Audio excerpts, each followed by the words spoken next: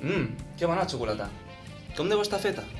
La cristal·lització de la xocolata és un procés del qual utilitzem per passar d'una xocolata líquida i difosa a una xocolata sòlida i resistent, amb tots els seus components, els quals els solidifiquem per obtenir el punt de fusió Els més... cristalls es formen a partir de la mantega de cacau i hem d'aconseguir que es formin 6 cristalls amb 6 punts de fusió diferents.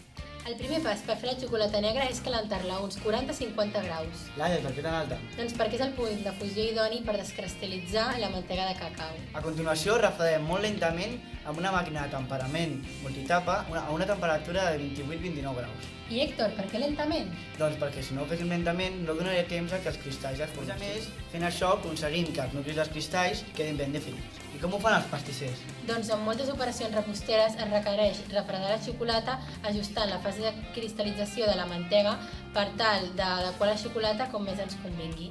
Laia, però com passem la xocolata líquida a dura? Doncs per últim, per expandir els cristalls, aconseguim que la xocolata sigui dura, la tornem a calentar a una temperatura de 31-33 graus.